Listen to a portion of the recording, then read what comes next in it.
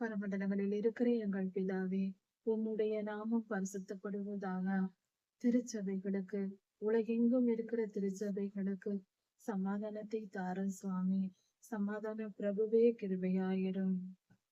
திருச்சபைகளில் இருக்கிற எல்லாவித தீமைகளையும் அகற்றி போட்டு சபையில் ஆத்துமாக்கள் நிரம்பி வழியத்தக்கதாக பரிசுத்தத்தை உண்டு பண்ண சுவாமி. திருச்சபைகள் பரிசுத்தம் அடைந்து ஆத்துமாக்களால் நிரம்பி வழிய வேண்டும் சுவாமி. ஒவ்வொரு திருச்சபையும் இடப்பற்றாக்குறையினால் இன்னும் அதிகமாய் மேம்படுத்தி கட்டிடங்களை கட்டும்படியாக நீ கிருபை செய்யும். அப்படிப்பட்ட ஒரு நிலையை கொண்டு வரும் சுவாமி. உம்மை நம்பி இருக்கிற ஜனங்கள், உம்முடைய ஜனங்கள், உமக்கு பிரியமான ஜனங்கள் எல்லோரும் சுவாமி உம்முடைய ராஜ்யத்திற்குள் வந்து சேரும்படியாக உம்மை ஆராதிக்கவும் உம்மை தொழுது கொள்ளும் பாக்கியத்தையும் அவர்கள் இப்பொழுதே பெறவும் நீர் கிருபை செய்யும்.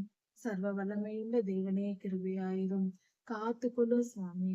திருச்சபைகள் எல்லாவித காவலோடும் பாதுகாக்கப்படட்டும். எல்லாவித ஆசீர்வாதங்களாலும் நிரம்பட்டும்.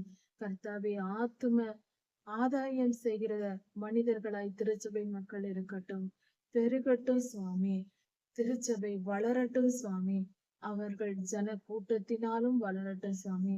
ஆவிக்குரிய வளர்ச்சியினாலும் வளரட்டும். ஒவ்வொருவரும் பரிசுத்தத்தில் வளரட்டும், விசுவாசத்தில் வளரட்டும். உம்முடைய வருகைக்கு ஆயத்தப்படும்படி கிருபை செய்யும். கர்த்தாவே, கிருபையாயிரும். நீர் பெரியவர், நீர் நல்லவர், நீர் பரிசுத்தர். உம்மை அறியாத ஜனங்களை நீர் கண்ணோக்கி பாரும். அவர்களையும் திருச்சபைக்குள் கூட்டி சேரும். உம்முடைய நாமத்தை மகிமைப்படுத்தும். நீர் பெரியவர், நீர் நல்லவர். உம்முடைய செயல்களை தடுக்க யாராலும் முடியாது என்பதை நீர் நிரூபித்து காட்டும். நிச்சயம் அதை நீர் செய்வீர். அதை செய்ய போவதற்காக நன்றி செலுத்துகிறோம். நன்றி சுவாமி. எல்லா துதியும் கனமும் வல்லமையும் மகிமையும் சோதரமும் பலமும் சதா சர்வ காலங்களிலும் உமக்கே உண்டாவதாக. ராஜாதி ராஜா இயேசுவின் நாமத்தினால் பிதாவே, ஆமென். மாரநாதா.